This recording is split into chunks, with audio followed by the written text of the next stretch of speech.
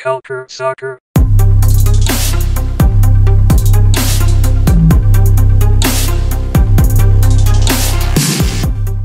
Bonjour et bienvenue à un nouvel épisode de Culture Soccer. Donc Culture Soccer, le podcast 100% francophone de tous les soccer en Amérique du Nord. Donc aujourd'hui, je suis votre hôte, Adi Raphaël, et je suis rejoint par un autre rédacteur en chef de Culture Soccer, Anthony de Varenne. Salut Anthony, ça va bien aujourd'hui? Ça va très bien, toi? Ouais, ça va. Écoute, ça fait longtemps qu'on n'a pas fait un podcast tous les deux ensemble, donc voilà, on s'y remet tous les deux. Oui, exactement. Ça fait du bien parfois nous deux ensemble, comme nous, admettons, moi avec Antoine, toi avec Antoine. C'est toujours plaisant d'avoir des conversations à deux également.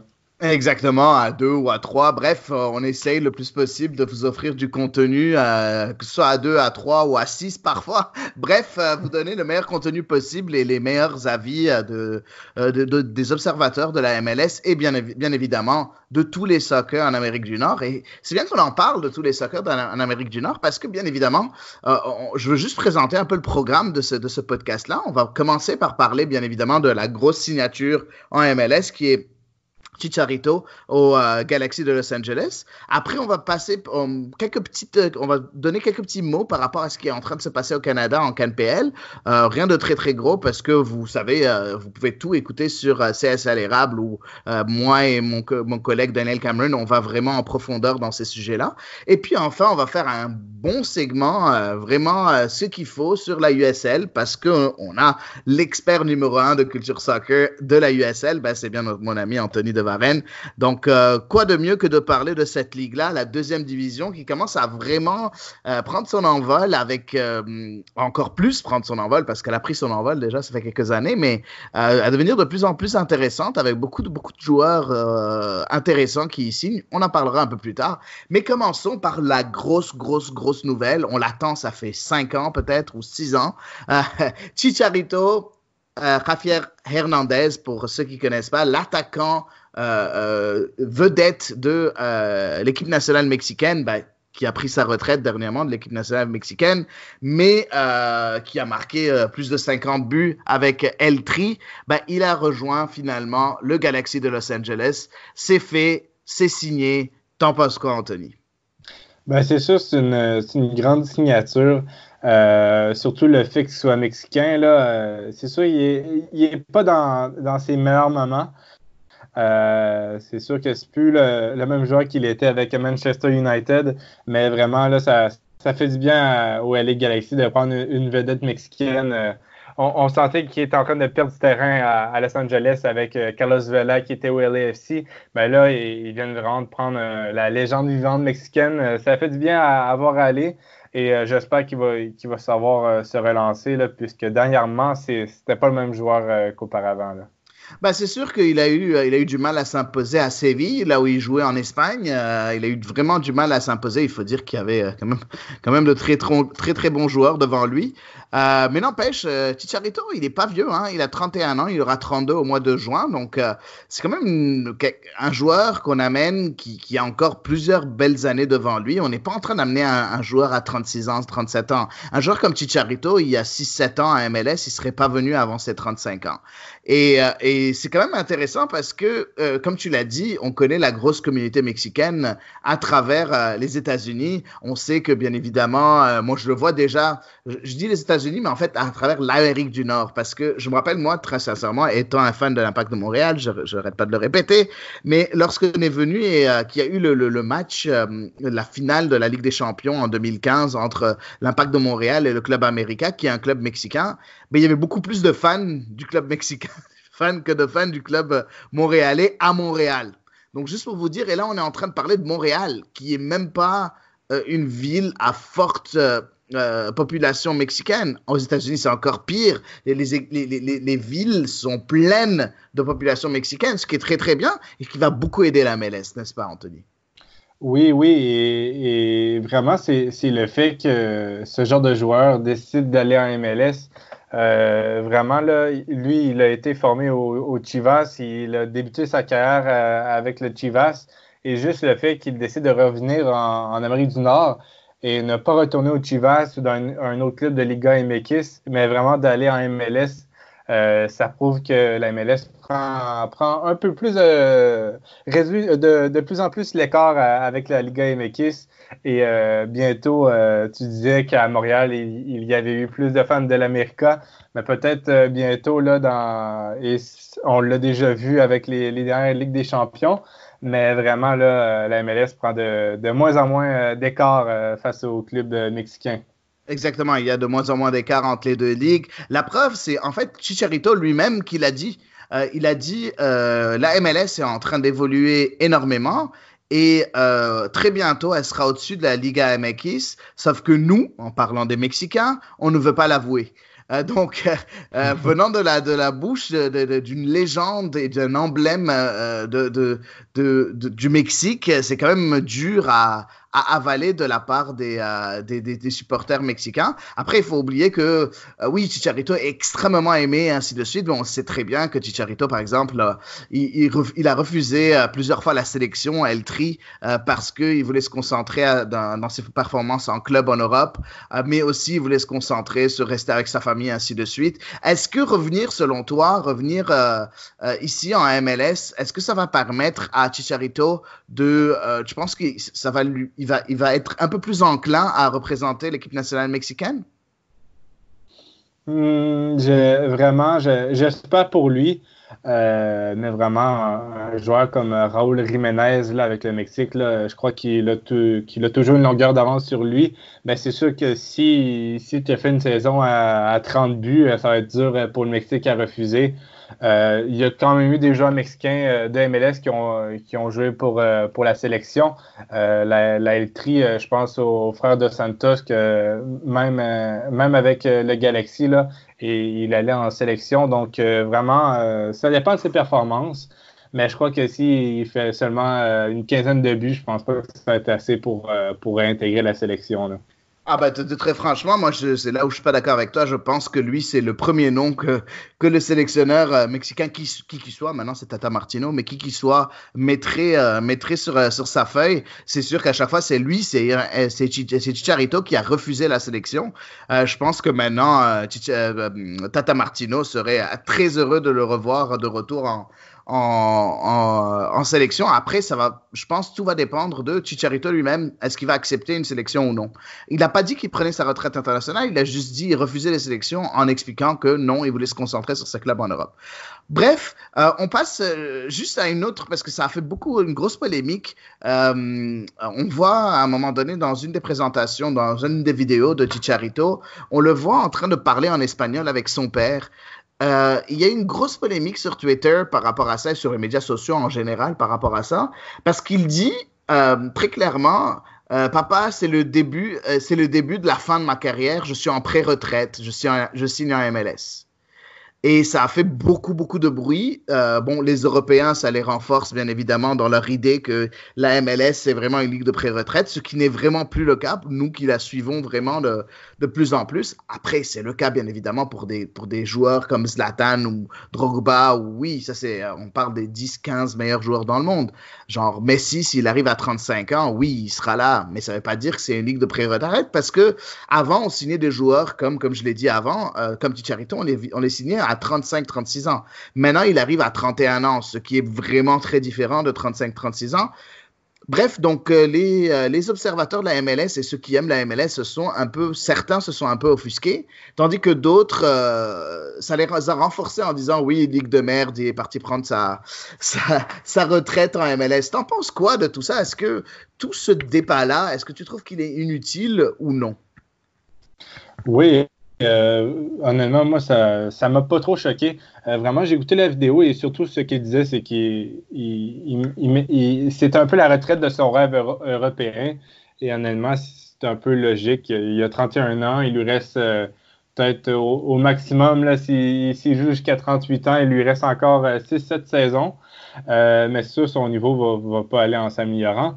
Mais je pense pas que c'est la pré-retraite. Je pense que c'est juste une nouvelle étape dans sa carrière. Il dit adieu à lancer une étape à son rêve européen.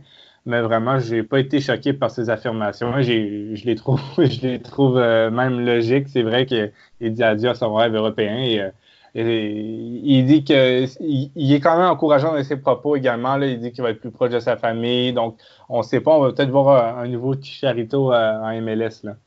Exactement, c'est possible. Bah, écoute, moi, je ne vais pas dire que j'ai été choqué. J'ai trouvé que c'était très maladroit de la part de Chicharito parce que je pense que les gens qui le représentent, ses agents, son entourage, ainsi de suite, bah déjà, le LA Galaxy en tant que tel aurait jamais dû montrer ce genre de vidéo-là.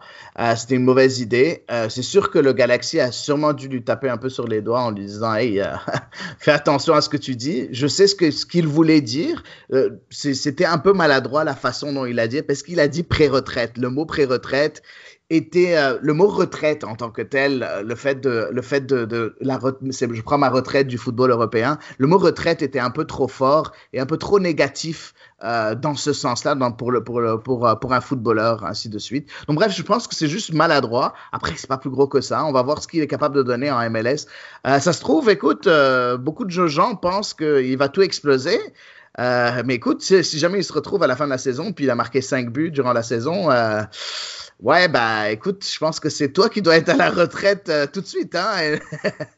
Ça veut dire, bon bref, on verra ce qu'il va être capable de faire.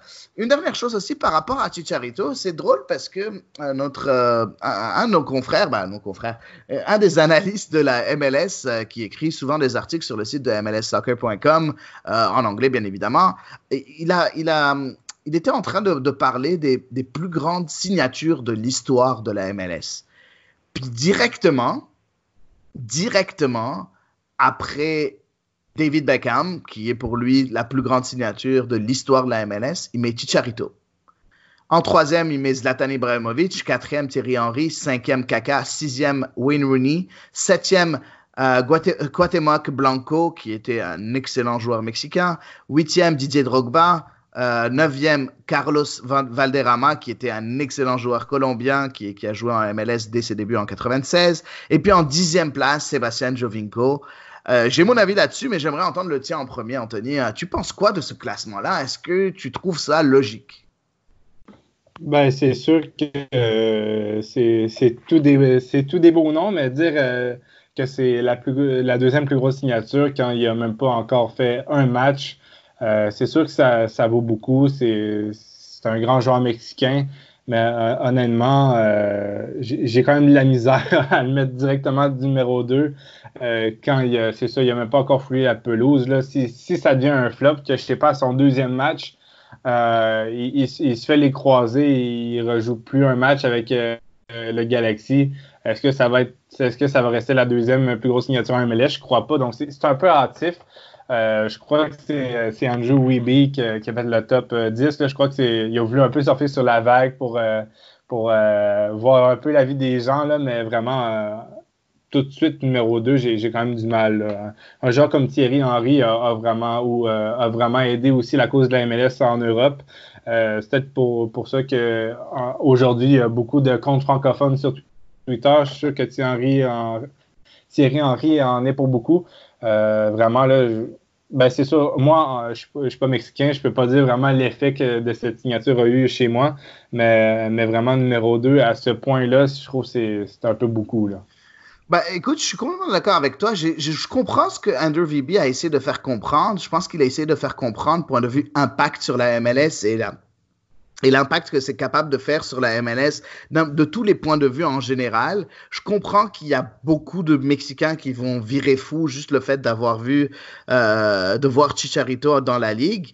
Mais je pense que quand même, bon, David Beckham numéro 1, ça m'étonne pas du tout, mais je pense qu'il y a des signatures beaucoup plus importantes que Chicharito qui sont passées en MLS. Je pense à Zlatan Ibrahimovic, je pense à Thierry Henry dans le temps, c'était la fin du monde, Didier Drogba, même Wayne Rooney, tous ces joueurs-là, même Sébastien Giovinco, qui est venu vraiment dans la fleur de l'âge, il avait quoi, 27-28 ans quand il a signé en MLS.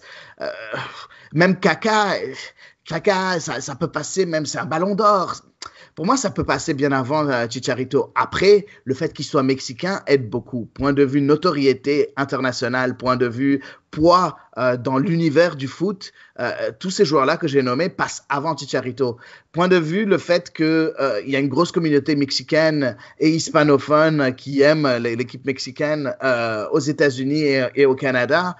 je peux comprendre qu'on peut voir Chicharito dans ce top 10, mais moi je le mettrais entre la 7e et la 10e place. Il n'a pas sa place en deuxième position. Bref, pour moi, c'était un peu trop fort. Après, bon, il faut bien qu'il vende sa salade, Andrew Wiebe. Il travaille pour MLSsoccer.com. Il est là pour faire la promotion de la ligue. Il veut vraiment, comme tu l'as dit, surfer sur la vague. Il veut vraiment montrer que la MLS, elle attire. Donc, il a voulu faire cet article-là un peu biaisé, juste pour en se donner une pub supplémentaire à la MLS. Donc, oui, c'est une bonne chose. Créer des réactions, c'est ça qu'il faut faire.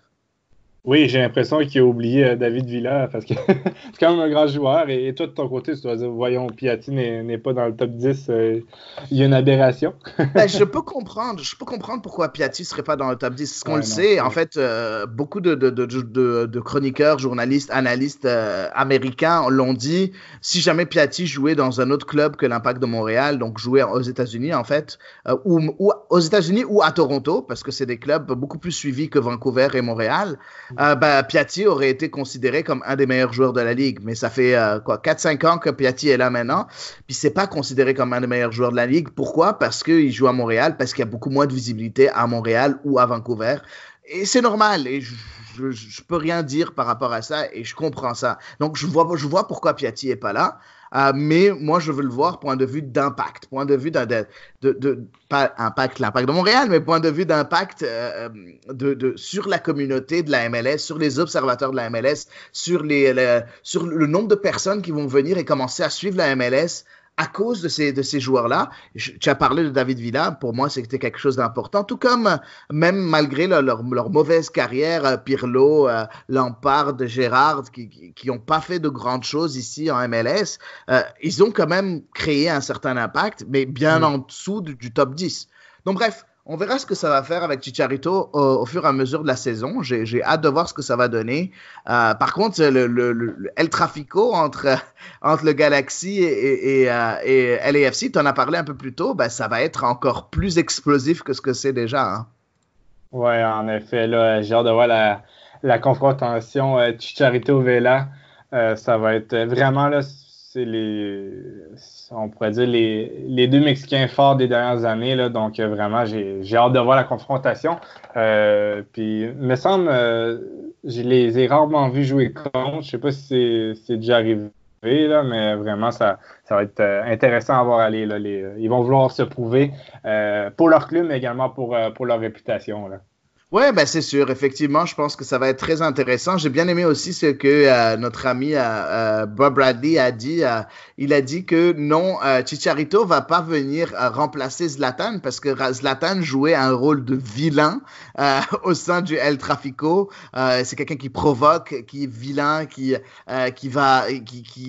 d'habitude pour les équipes contre son équipe à lui, il va créer des émotions très néfastes, négatives dans le bon sens, parce que c'est un showman, Zlatan. Et puis il dit, Chicharito va pas le remplacer de ce point de vue-là. Zlatan, c'est tout un caractère. Chicharito, c'est un joueur de foot. Donc, il sent que c'est un peu moins important. Donc, d'un autre côté, il prêche pour sa paroisse parce que c'est l'entraîneur de LAFC. Donc, bref, c'est intéressant parce que dès la signature, on est parti prendre l'avis de Bob Bradley, le coach adverse. Donc, on est en train d'enflammer cette rivalité-là. Bref, j'ai hâte. J'ai vraiment, vraiment, vraiment, vraiment hâte. Donc, j'ai vraiment hâte par rapport à ça.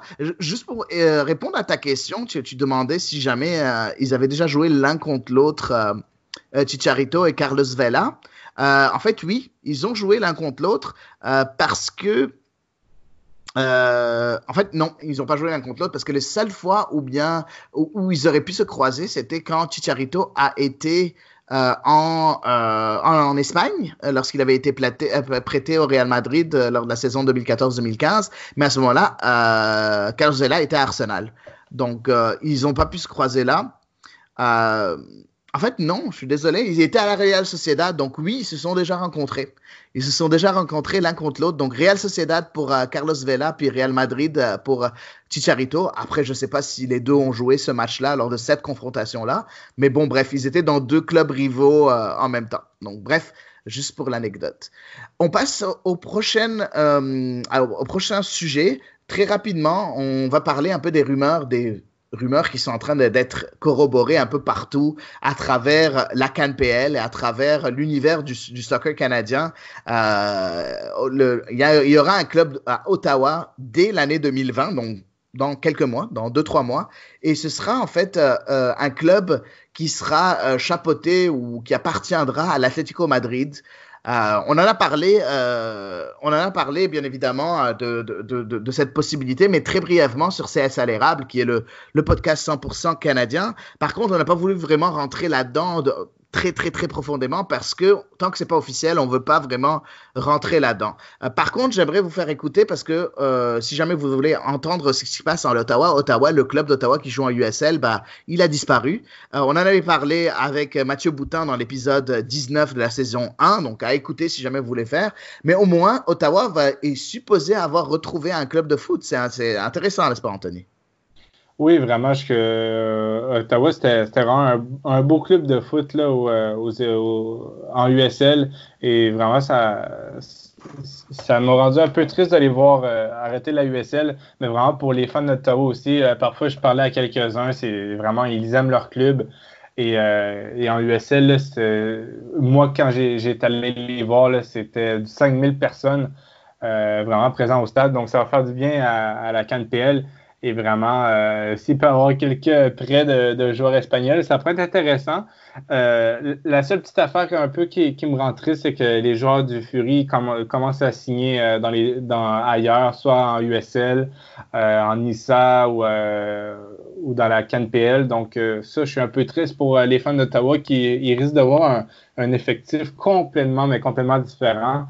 Mais au moins, ils vont pouvoir avoir du soccer et vraiment, c'était plate parce que dans cette région-là, il n'y avait pas de club de Ligue 1 Ontario qui est du semi-pro, ni de PLSQ à Gatineau. Donc vraiment, là, ils se retrouvaient là, vraiment sans soccer. Donc vraiment, pour les fans, là, c'était tout proche de la dépression. Mais heureusement, là, ils vont pouvoir retrouver leur sport préféré. Là. Et dès 2020, on parle de deuxième moitié de la saison, là, la deuxième partie de la saison. Donc, je suis vraiment content pour cette ville. Et vraiment, c'était spécial de ne pas avoir de club dans la capitale nationale pour notre ligue. Donc, ça fait du bien. Là. Oui, effectivement, je pense que ça fait du bien. On en parlera bien évidemment beaucoup plus profondément à CSA l'érable ou bien évidemment, tu es le bienvenu, Anthony, quand tu veux. Par contre, j'aimerais aussi parler parce que ce genre d'annonce-là, c'est pas vraiment encore, comme j'ai dit, pas encore officiel, sauf que c'est corroboré par tellement de personnes. Mais il y a eu une autre annonce qui est quand même assez intéressante. Il y a une possibilité d'investissement de la part de Lyon, de l'Olympique lyonnais, aussi en CanPL. Quelque chose d'intriguant, hein? Je sais pas où. Est-ce que c'est possible que ce soit au Québec? Ce serait extraordinaire si ça arrive. Bref, on a hâte de voir si jamais ça va se développer de ce côté-là. Est-ce que c'est quelque chose qui t'inciterait à aller voir des matchs, acheter des billets de saison, même si un club de Québec au Québec ouvrait en collaboration avec l'Olympique lyonnais? Ah, c'est sûr que moi, en plus, c'est ma ville natale, donc c'est sûr que je serais plus souvent à Québec, là, sans nul doute, mais vraiment, la seule chose qui me fait peur, c'est si la CanPL devient une ligue de clubs satellites. Je crois pas que ça va être tous les clubs qui vont le devenir, mais vraiment, ça peut être intéressant. Surtout, ça peut permettre à des jeunes Canadiens de jouer, ou des jeunes Québécois de jouer en CanPL 2-3 saisons et après ça faire le saut en Europe. Souvent c'est les rêves des joueurs d'aller jouer en Europe et tout, donc ça crée une belle passerelle et ça permet à nos jeunes Québécois de finalement avoir une équipe en CanPL là, ça serait vraiment intéressant pour tout le Québec, je crois, là, parce qu'en ce moment nos jeunes Québécois qui n'ont pas la chance avec l'Impact, là, malheureusement, ils doivent aller dans d'autres provinces. C'est déjà une amélioration parce qu'avant, ils devaient aller dans un autre pays, mais c'est ça, ils doivent aller dans d'autres provinces. C'est genre d'avoir une équipe là, vraiment là, québécoise avec des joueurs québécois. Ça risque de rendre fier toute la province. Là. Exactement, nous tous les deux étant québécois, on adore, on aimerait beaucoup que ça arrive bien évidemment. Une dernière chose aussi en CanPL, on en a parlé très longuement dans le dernier CSA à l'érable, si jamais vous voulez l'écouter, n'hésitez pas, c'était le dernier CSA à l'érable qui était l'épisode 2 de la saison 2. Je vous invite à l'écouter. Mais on aimerait en parler aussi ici, rapidement, toi et moi, Anthony, par rapport à Tristan Borges, qui était le MVP, donc le meilleur joueur de la saison en CanPL, tout juste 20 ans, qui a signé à Louvain en deuxième division en Belgique pour les puristes D1B, donc deuxième division en Belgique. Et puis Louvain est en pleine course maintenant pour la montée, donc pour se qualifier en première division belge. Bon, après, ils sont en course avec 5 autres clubs où il y a 5 clubs qui sont à 3 points d'écart. Donc, c'est pas dans la poche, loin d'être dans la poche. Mais tu penses quoi de cette signature-là, le meilleur joueur de la ligue qui s'en va en D2 en Belgique? Moi, j'étais sceptique au début. Maintenant, je suis un peu plus convaincu. Mais je pense que si jamais Louvain n'arrive pas à se qualifier à être promu en première division, je pense que c'est du gâchis pour Tristan Borges de repasser une deuxième saison avec le club belge de deuxième division. Bref, t'en penses quoi, toi, par rapport à ça? Ouais, un peu comme toi, je suis mitigé. Je me dis, on a créé une ligue pour justement que nos joueurs canadiens aient du temps de jeu, qu'ils ne soient pas obligés d'aller dans des D2 partout dans le monde.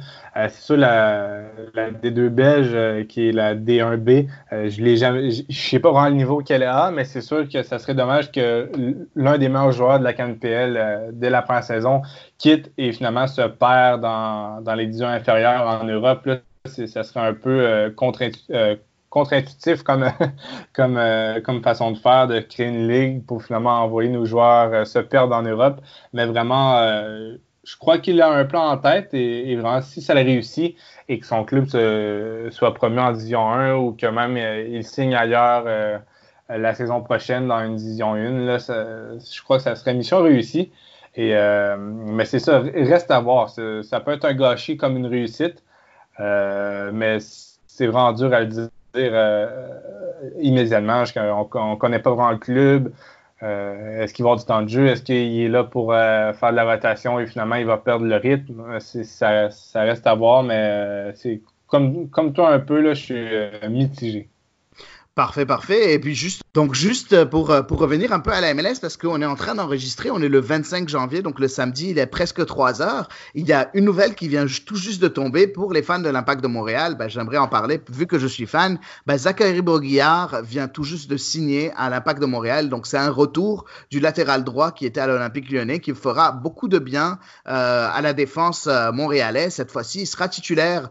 Vu que Bakary Sagna n'est pas de retour, j'aimerais avoir l'avis de quelqu'un qui est neutre par rapport à l'Impact de Montréal. Anthony, t'en penses quoi, toi, de ce retour de Zachary Brault-Guillard? Oui, ben moi, je suis content pour les supporters de le voir revenir, surtout que honnêtement, le poste était assez pauvre là, sans lui. Là. Il y avait seulement Clément Baillat. Donc, avec Zachary Brault-Guillard, là, je crois que ça va être assez bien. Surtout avec Thierry Henry, s'il réussit à le faire progresser. Là, vraiment, je crois que c'était le temps pour lui de vraiment avoir un poste de titulaire. Et je crois qu'il a le talent pour. Il a bien appris aux côtés de Bakary Sagna, là, qui c'était un peu son élève la saison dernière. Là. Donc, vraiment, j'ai pas peur pour l'Impact. Là. Je crois que c'est une belle signature et surtout que c'est un transfert permanent. Donc vraiment, il risque d'être bien au poste là, pour au moins les 2 ou 3 prochaines saisons. Là.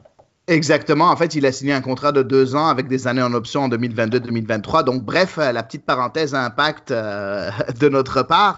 Et puis, enfin, je pense qu'on peut prendre une petite pause et on peut revenir après pour vraiment parler très profondément de la USL. En fait, le plus profondément possible avec le temps qui nous reste. On revient tout de suite.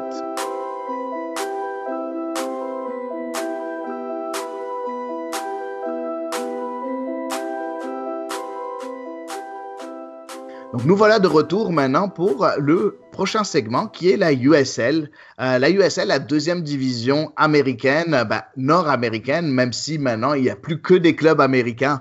N'est-ce pas, mon cher ami Anthony? T'as hâte, je suppose, à revoir cette ligue, même si Nashville n'y est plus? Oui, oui, vraiment. Là, ça m'aidait à la suivre que Nashville soit dans cette ligue, mais vraiment, c'est ma ligue préférée, nul doute. Donc, je suis content de voir des nouveaux clubs arriver. De toute façon, les joueurs de Nashville, la grande majorité sont de retour en USL, là, donc je risque de ne pas m'ennuyer avec ma division 2 américaine. Ben, parfait. Ben, en parlant des joueurs de Nashville qui sont partis en USL, ben, on va parler en premier, bien évidemment, du FC Tulsa, qui a pris, bien évidemment, les beaux molotos de Nashville et qui maintenant évoluera sous les couleurs de FC Tulsa. Parle-nous un peu de FC Tulsa. Qu'est-ce qui va se passer avec cette équipe-là? On sait qu'avant, c'était les Roughnecks, si je ne me trompe pas. Donc, qu'est-ce qui se passe avec cette franchise-là? Oui, exactement. Ouais, c'était les Roughnecks. En cours de saison, la saison dernière, ils avaient été rachetés. Donc, la off-season là, s'annonçait assez importante pour le club d'Oklahoma. Donc, c'est directement à la fin de la saison, on a appris que le nouveau président était James Keenan, l'ancien directeur marketing de Nashville. Donc, il a apporté avec lui là, une équipe en marketing, les réseaux sociaux. Là, c'est vraiment un autre niveau. Il a rehaussé le niveau de tout ça, qui est vraiment un club vraiment qui a l'air plus sérieux. Et vraiment, ils ont gardé le même entraîneur, Michael Encian, que je trouve quand même assez bon. Il a été nommé là, entraîneur du mois de mars la saison dernière. Donc, c'est quand même un bon entraîneur. Mais ils se sont surtout renforcés. D'ailleurs, comme tu l'as dit, là, avec leur joueur vedette, ça risque d'être le beau Moloto, le numéro 10 de Nashville, qui vraiment, il était incroyable. Il était selon moi, à deux doigts là, de rejoindre la MLS. S'il avait été 2 ou 3 ans plus jeune, là, nul doute qu'il aurait suivi l'équipe en MLS. Mais il y a également Bradley Bourgeois, J'allais t'en parler. Je sais que c'était un de tes favoris à Nashville. Et puis, c'est bien que tu en parles parce que je voulais savoir qu'est-ce que tu en pensais qu'il signe à Tulsa. J'ai été content pour lui. C'est un retour. Car avant de signer à Nashville, il était aux côtés de Kosuke Kimura, notre ancien latéral droit également. Et il était le défenseur central de cette équipe. Parfois, il jouait milieu défensif, mais c'était surtout au poste de défenseur. Vraiment, Bradley Bourgeois, là, tout ça, c'est un peu sa deuxième maison. Il a grandi au Texas, à Houston, où est-ce qu'il a été formé avec le Dynamo. Vraiment, là, tout ça, c'est sa deuxième maison, comme j'ai dit, car par la suite, il est allé à l'université de Tulsa. Il a signé pro avec les Roughnecks et par la suite, il fait son retour en 2020. Là. Donc, c'est une belle histoire qui se poursuit pour Bradley Bourgeois. Et vraiment, là, il le méritait parce que c'est un super joueur, mais c'est surtout une grande personne. Vraiment, c'est un joueur très humble qui est toujours ouvert à discuter avec les partisans de son équipe. Donc, vraiment, là, tout ça retrouve là, un très bon joueur et ça risque de faire une très belle paire défensive là, avec Cyprien Edric, le joueur camerounais, là, qui est également un des bons défenseurs en USL. Là. Donc, vraiment, là, après avoir fini dans les bas-fonds du classement en 2019, là, tout ça là, risque d'être un fervent compétiteur car ils ont également signé Eric Bird, l'ancien milieu du Dynamo, mais également quelques joueurs qui risquent d'être intéressants. Un duo cubain qui vient du Miami FC, mais également 2 joueurs nigérians qui viennent de la première ligue au Nigeria. Là, donc, il y a quelques joueurs que j'ai hâte de voir leur niveau, là, mais vraiment, là, ça risque d'être une coche supérieure là, cette année. Oui, j'aimerais en fait te poser des questions par rapport à cette équipe-là aussi parce que j'ai trouvé des choses quand même assez intéressantes qui se sont passées déjà en premier pour ceux qui suivent un peu plus la MLS comme moi. Moi, je suis un peu moins la USL, mais je m'y connais un tout petit peu en USL et puis j'ai trouvé comme ça des choses quand même assez intéressantes avec Tulsa. Par exemple, le coach adjoint, c'est Donovan Ricketts et qui est aussi l'entraîneur des gardiens. C'est quand même intéressant de voir quelqu'un qui a autant d'expérience. On se rappelle que Donovan Ricketts ça a fait toute une carrière en MLS. Il a été nommé meilleur gardien de la MLS, par exemple. Donc, c'est quelque chose d'important d'avoir des joueurs de cette trempe-là, des anciens joueurs de cette trempe-là dans le staff technique pour aider les jeunes joueurs à s'imposer. Mais aussi, par exemple, je regarde que Marlon, par exemple, le Brésilien, l'attaquant, le milieu offensif brésilien qui a tellement bien fait avec Tulsa en une dizaine de matchs, il avait marqué 5 buts l'année passée, qui est de retour, encore une fois, cette année. Est-ce que tu penses que c'est l'année de la confirmation pour Marlon? Ouais, ben vraiment, je suis content de le voir à tout ça. C'est un ancien Brésilien U23, là, donc vraiment, c'est quand même du haut niveau pour la USL. Là. C'est un joueur là, qui avait beaucoup d'espoir il y a quelques temps. Donc, honnêtement, je crois qu'il a clairement le niveau pour réussir en MLS. Pas en MLS, en USL, désolé. Il reste à voir s'il va être sérieux. Mais non, vraiment, là, je crois que c'est l'année de la confirmation, tu l'as dit, pour lui, mais également pour cette équipe-là qui le mérite. Donc vraiment, Exact. pour tout ça, là, ça risque d'être une belle année 2020. Et vraiment, avec le niveau qui commence à se rehausser dans la conférence Ouest, là, c'était le bon temps pour faire une réorganisation dans ce club-là. Exact. En plus de plus en parler, toi, du directeur sportif qui est venu de Nashville, il commence à faire vraiment son travail, hein, parce que en plus, il vient juste de signer un latéral droit qui s'appelle Maicon, un Brésilien aussi, mais qui a passé la majorité de sa carrière en deuxième division italienne, avec des prêts, bien évidemment, au Portugal. Il est passé aussi un peu en Croatie, en première division croate. Et puis là, il vient juste de signer à FC Tulsa, donc lui aussi faisait partie des U23 au Brésil. Donc, bref, intéressant ce qui se passe du côté de Tulsa. Moi, je trouve ça, j'aime voir des clubs vraiment commencer. J'aime voir le début de ces clubs-là, un début peut-être d'une dynastie, parce que ça a l'air que, comme tu l'as dit, ils sont très bien structurés. Il y a une structure derrière tout ça et c'est ça qui est intéressant. En parlant de structure, on a eu une grosse nouvelle durant cet été, durant cette période morte par contre, avec notre ami, un des meilleurs joueurs de l'histoire, si ce n'est le meilleur joueur de l'histoire de la MLS, Landon Donovan, qui a acquis des parts de San Diego, du Loyal San Diego Loyal FC. Qu'est-ce que tu en penses de cette équipe de Landon Donovan? Bien évidemment, on va en parler des joueurs, ainsi de suite, mais non seulement Landon Donovan a acquis des parts, mais en plus, il s'est nommé entraîneur. Donc, tu penses quoi de tout ça, là? J'étais un peu sceptique parce qu'en fait, Landon Donovan a jamais vraiment évolué en USL dans son jeune temps ou même jamais entraîné un club. Donc, j'étais assez surpris de le voir en fait tout se diriger.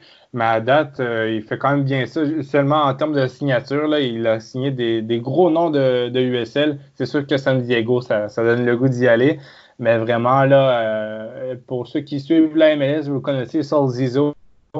Il a signé le latéral droit qui avait joué dernièrement à Atlanta, si je ne me trompe pas, Adi. Saul Zizzo à Oui, Atlanta, mais exactement. Il était également à les Red Atlanta. Bulls. Ouais, il était à Atlanta, Saldizo, avant. Mais il a eu quelques blessures. En fait, il a été blessé pendant 6 mois lors des 2 dernières années. Il a eu plusieurs blessures. Il a même pris sa retraite. Puis il est revenu de retraite pour signer, bien évidemment, avec Landon Donovan. Je suis presque sûr que c'est Landon Donovan qui a convaincu Saldizo de venir signer là. Ça m'étonnerait même pas, là. Oui, c'est ça, mais c'est ça également. Là, il a recruté 2 défenseurs. Vraiment, on le sait, quand on est un club d'expansion, la défense, là, c'est primordial. Il a signé Emrah Clementa, l'ancien joueur de Sacramento et des Reno. Et il avait failli percer en MLS avec le Galaxy. Malheureusement, ça n'avait pas fonctionné, mais on voit quand même le niveau, quand même limite USL-MLS. Là, donc, c'est un défenseur de très grand niveau USL, mais surtout Joe Greenspan. Le défenseur de l'année en USL, l'ancien central là, de Pittsburgh. Pittsburgh était tout simplement dans le top 3 des défenses en USL dans les 2 dernières saisons. Là. Donc, Greenspan, c'est une très, très grande acquisition. J'ai été surpris qu'il ne signe pas en MLS. Donc, vraiment, là, San Diego risque d'avoir une très grande défense. Mais vraiment, le Donovan ne s'est pas arrêté là, puisqu'il a signé là, l'ancien duo de Las Vegas, là, Irvin Parra et Raúl Mandiola. Mandiola avait signé avec Reno la saison dernière, mais ces deux-là, lorsqu'ils jouaient ensemble, là, c'était très dangereux. Mandiola en tant que milieu offensif, Irvin Parra en tant que buteur, là, les deux ensemble, là, ça risque de faire au moins 25 à 30 buts. Là, donc, vraiment, c'est parfait pour une équipe d'expansion. Et puis, le milieu d'expérience, Eric Avila, qui vient de Birmingham. Donc, il sait c'est quoi une expansion. Il l'a vécu la dernière saison.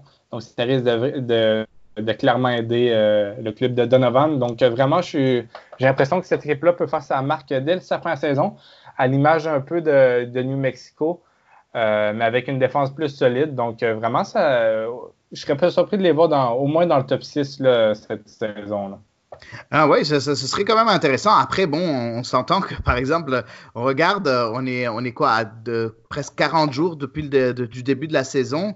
Et bon, si tu regardes cette équipe-là de San Diego, ben, en date d'aujourd'hui, elle a juste 11 joueurs sous contrat. C'est très, très mince. Il va falloir vraiment, les signatures doivent s'empiler au fur et à mesure dans les prochaines semaines parce que ça va être difficile avec 11 joueurs. Ils n'ont pas de gardien, par exemple. C'est un peu bizarre de ne pas avoir de gardien dans une équipe à 40 jours. Si je peux rajouter là-dessus, je crois que c'est surtout qu'il y a des incertitudes, mais le camp d'entraînement a déjà commencé. Là, donc, vraiment, je crois qu'il y a beaucoup de joueurs à l'essai, mais il y a également aussi beaucoup de joueurs de USL qui n'ont pas encore signé dans des clubs. Tout simplement penser au Ottawa Fury, mais il y a également d'autres joueurs de USL qui n'ont pas encore signé. Là, la USL souvent tarde à annoncer ses signatures. Là. Donc, je suis pas complètement inquiet. La USL, c'est une drôle de ligue parfois, mais moi, j'ai l'impression que les San Diego risquent d'aller chercher peut-être quelques joueurs de Ligue 1 également, des joueurs de MLS qui ont peut-être pas re-signé, ou tout simplement des joueurs de USL également qui ont pas re-signé, comme un joueur comme Lawrence Olum. On va en parler un peu plus tard, mais il a signé la semaine dernière avec Miami, comme Vincent Bezeco. Donc, les signatures, faut pas avoir peur, mais je comprends ce que tu veux dire. L'aspect cohésion qui est important dans une équipe d'expansion, faudrait pas trop qu'il tarde, mais j'ai l'impression que les joueurs sont déjà au camp d'entraînement. C'est juste une question de temps pour l'annonce. Exactement.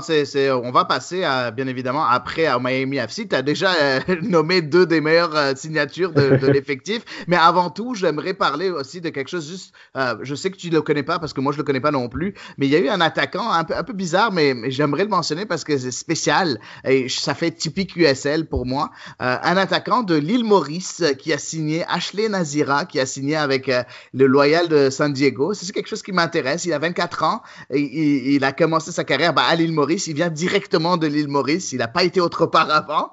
Donc, ça m'intéresse. Ça m'intéresse de voir ce qu'il va être capable de faire. Est-ce qu'il va avoir des minutes déjà? Est-ce qu'il sera au niveau? Bref, intéressant. Ashley Nazira, moi, c'est un nom que je vais suivre pour cette année en USL. Voir ce que ça va donner, bien évidemment. C'est rare de voir des joueurs de l'île Maurice. Donc, voilà. Oui, exactement. Il y a le milieu panaméen, hier, Jan. J'espère que je le prononce correctement, mais lui également, il vient directement du Panama. Donc, on voit que c'est peut-être des joueurs qui sont allés aux essais et qui ont été signés. Mais on voit que Donovan ne se focalise pas seulement sur la USL ou la MLS. Donc, c'est intéressant à voir. Mais non, vraiment, là, j'ai espoir en cette équipe. Comme tu le dis, l'effectif est loin d'être complète, mais puisqu'il y a un camp d'entraînement, j'ai l'impression qu'il y a beaucoup de joueurs à l'essai. Donc, la cohésion peut déjà se créer. Je ne suis pas très inquiet de ce côté. Parfait. On passe bien évidemment au Miami FC. Tu as lancé la mèche un peu plus tôt. On a parlé bien évidemment de Olum de Minnesota qui a signé avec eux. Bézécourt, un excellent joueur français des Red Bulls qui a signé pour eux. On a aussi un ancien de la MLS aussi, Harrison Heath, le fils de notre entraîneur préféré, entre guillemets, ironie, de Minnesota qui est là aussi avec Miami FC. Juste pour vous donner une petite chose, Miami FC, c'est une équipe qui est là juste depuis 2016. Donc, Miami qui avait plus d'équipes en division quand même depuis la NASL, cette année, ils vont avoir une équipe avec l'Inter Miami en MLS, mais aussi une équipe en USL. C'est quand même très intéressant. Et cette équipe-là, Miami FC, depuis qu'elle a été fondée en 2015, si je me trompe pas, il y a eu plusieurs choses qui se sont arrivées. Donc, en premier, ce qui s'est passé avec cette équipe-là, c'est qu'ils ont signé en tant qu'entraîneur Alessandro Nesta, avec qui ils ont très bien performé en NASL. Après coup, ils ont été en ISA. Donc, je vous conseille de lire. On a un super bel article sur la NISA sur Culture Soccer où ils ont été champions. Et après, ils ont été en NPSL aussi avec Paul Dalglish, l'entraîneur britannique, qui aussi les a menés vers un titre de champion. Donc, c'est une équipe qui a gagné des championnats, bon, bref, de division 3 et 4, mais n'empêche, ça a l'air qu'ils savent qu'est-ce qu'il faut pour gagner. Petite anecdote, l'entraîneur de Miami FC, c'est Nelson Vargas. Nelson Vargas, qui était un ancien joueur du Fusion de Miami, donc l'ancien club de MLS qui a disparu. Aussi, nous avons un bel article là-dessus fait par notre rédacteur Raphaël Croizard, qui a fait un super bel article sur le Fusion de Miami. Donc, si jamais vous voulez savoir c'était quoi comme club, il est là, il est sur notre site culturesoccer.com. Mais parle-moi un peu de Miami FC. Je sais que tu veux me parler d'un autre joueur que ceux que j'ai nommés, donc je te laisse la parole, Anthony. Oui, c'est ça. Vraiment, Miami, là, ça risque d'être un club quand même qui va pas jouer les figurants dans cette conférence Est. Tout d'abord, ils ont signé là, Romario Williams, l'attaquant que les supporters de Montréal connaissent, le Jamaïcain là, qui a surtout marqué les esprits, c'est un gros mot, là, mais marqué les esprits avec Montréal, Atlanta ou Columbus en MLS. Donc, et il n'a jamais confirmé en MLS, mais vous avez pu le voir dans ces trois équipes-là. Mais surtout en USL, il avait laissé sa marque, puisqu'avec Charleston, là, en 2017, il avait fait une quinzaine de buts en seulement 22 apparitions. Et avec Atlanta 2, la saison dernière, là, il avait fait 7 buts en 12 apparitions. Donc, vraiment, là, c'est quand même un très bon joueur de USL. Donc, il risque de laisser sa marque très rapidement avec Miami. Mais vraiment, Miami également sont allés chercher Vincent Bézécourt, le milieu offensif là, des Red Bulls. Puis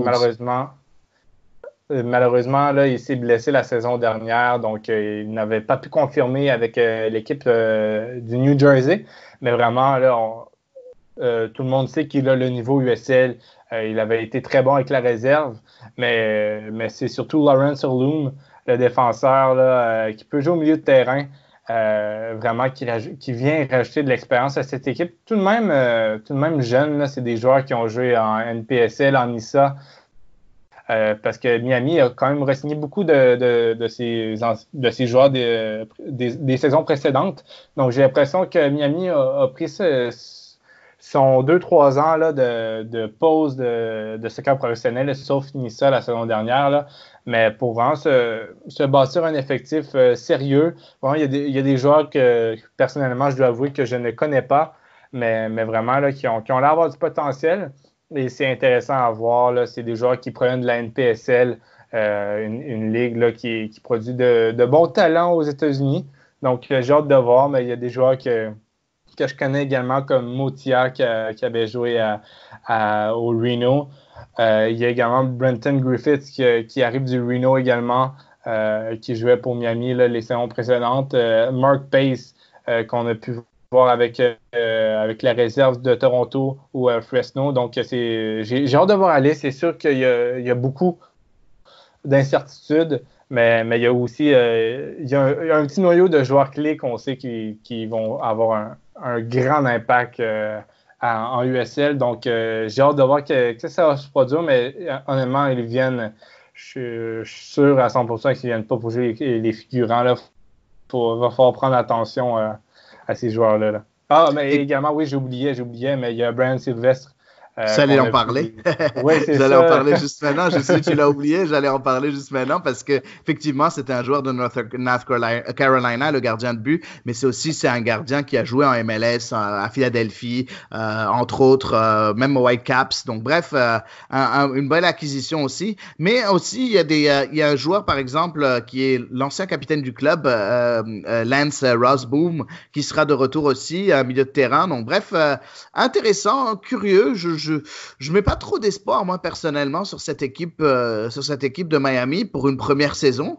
Par contre, je trouve que ça sera pas une équipe facile à manœuvrer. Elle se finira pas dans les bas-fonds de l'USL, mais je la vois pas non plus être dans les premières équipes, n'est-ce pas, Anthony?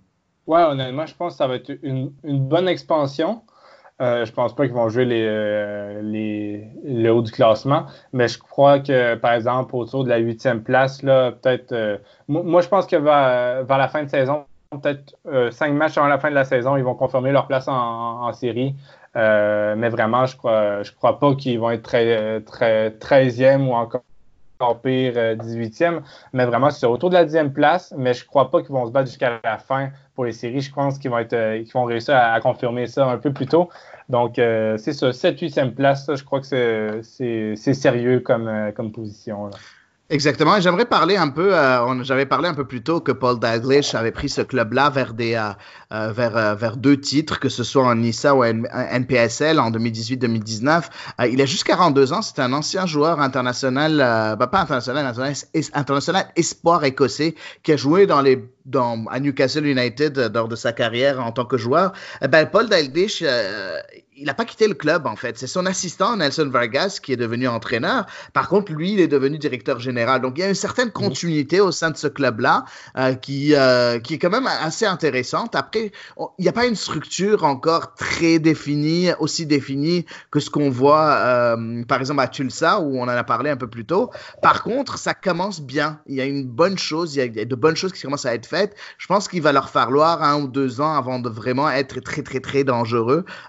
2 ou 3 ans même, peut-être en 2021, 2022 ou 23. Je pense que là, ce sera un club, ce sera un club qui pourrait faire beaucoup de bruit parce que de par sa proximité avec l'Inter Miami, de par le fait que c'est sûr qu'en US Open Cup, ça m'étonnerait même pas que le premier tour ce soit le premier tour là où les équipes professionnelles rentrent, ce soit entre Miami FC et par exemple l'Inter Miami qui fera un clash et un derby de fou. Donc bref, très très curieux par rapport à cette équipe-là et de ce qu'elle va être capable de donner. Oui, en effet. Tu disais, les premières saisons, c'est sûr que ça ne sera pas au top, mais je crois qu'à l'image de leur entrée en NASL en 2016, c'est une saison moyenne. Ils avaient quand même fini 5e pour la deuxième partie de la saison, mais par la suite, en 2017, ils avaient fini premier. Vraiment, je crois que ça va être une très grande équipe de USL. Reste à voir s'ils vont conquérir les fans de Miami parce qu'en 2019, là, en NPSL et en ISA, là, ça avait été quand même assez difficile. Seulement en moyenne 600 personnes et 1300 durant les séries, là. Donc, c'est sûr qu'il faut qu'ils reconquérissent leurs fans, mais vraiment, là, c'est... À ce jour-ci, c'est la seule équipe professionnelle à Miami parce que l'Inter Miami sont à Fort Lauderdale. Donc, c'est vraiment la chance de Miami de prendre le petit pic d'Anthony pour parler de l'Inter Miami. Bref. Non, mais c'est vrai, c'est leur chance de conquérir les fans de Miami même. Effectivement, tu as complètement raison par rapport à ça, Anthony. Juste maintenant, pour la forme, pour clôturer un peu ce segment-là, je vais te lancer quelque chose qu'on n'a pas préparé avant parce que j'aime faire ça. J'aimerais te dire, mon cher Anthony, si jamais maintenant, je sais que Nashville n'est plus en USL, pour toi, c'est quelle équipe c'est sûr que tu vas avoir une équipe que tu vas vouloir un peu suivre un peu plus que d'autres. Est-ce que tu as une équipe préférée jusqu'à maintenant en USL? Est-ce que tu as choisi celle qui va remplacer, prendre 1% de ton cœur en USL? Je sais que 99% est pour Nashville, mais 1% de ton cœur, c'est qui a pris ce 1%-là en USL pour toi? Oui, en fait, la saison dernière, je pourrais dire mon équipe de conférence Ouest, parce que en USL, les clubs ne se rencontrent pas en conférence. Je suivais déjà les Roughnecks de Tulsa et très drôlement, par hasard, il y a 2 joueurs de Nashville qui les ont rejoints. Le directeur marketing de Nashville les a rejoints également. Donc, il y a eu un rebranding vraiment fortement intéressant. Donc, je vais devoir y aller pour tout ça. Et à l'Est, on dirait, là, j'ai une petite affection pour les Rowdies de Tampa Bay, ancien club de NASL, la vieille NASL, mais également parce que un ami là, du podcast, Yann Ekra, il y joue. Donc, vraiment, oui, je dirais Tampa Bay à l'Est. Parfait, je vais donner les miens, comme ça tu me diras si j'ai raison ou non. Moi je prends Indy 11 parce que j'adore Carl Ouimet qui est toujours là et qui était l'ancien Impact de Montréal. Donc j'aime bien Indy 11, j'ai toujours gardé un œil sur eux. Et puis c'est une équipe que je vais suivre à l'Est. Et puis à l'Ouest, tu m'as volé mon truc parce que je voulais dire tu le sais, je savais pas que tu les suivais l'année passée. Mais j'ai bien aimé la structure de ce club-là et on sait très bien que quand on commence par une vraie structure, les bonnes choses chose arrive après, n'est-ce pas, mes chers fans de l'Impact de Montréal? Bref, je pense que c'est comme ça qu'on va clôturer cet épisode-là de Culture Soccer. Je sais pas si tu as quelque chose à ajouter, mon cher Anthony? Je le dis souvent quand on parle de USL, mais vraiment, si vous la suivez pas déjà, là, vraiment, donnez-lui sa chance. Les matchs sont gratuits sur YouTube si vous n'êtes pas aux États-Unis. Donc, ça vaut la peine et je vous dis, là, j'en ai initié quelques-uns déjà et souvent, là, ils m'en sont reconnaissants. Qu'est-ce que je veux dire, c'est que je veux pas me donner des fleurs, mais surtout dire que le niveau de jeu en USL est fortement intéressant et c'est une belle ligue. Là. Vraiment, les joueurs vont de plus en plus souvent en MLS. Donc, le niveau vraiment s'améliore d'année en année. Donc, donnez-lui sa chance et vraiment là, regardez les anciens joueurs de nager. Vous serez pas déçus. Ben, merci beaucoup, Anthony. Et merci à tout le monde de nous écouter semaine après semaine. N'hésitez pas à commenter, à parler de notre podcast et bien évidemment à nous donner vos critiques, vos questions, quoi que ce soit par rapport à nos podcasts ou par rapport à certains sujets qu'on discute. Bref, dans tous les cas, on se voit la semaine prochaine pour un nouvel épisode de Culture Soccer.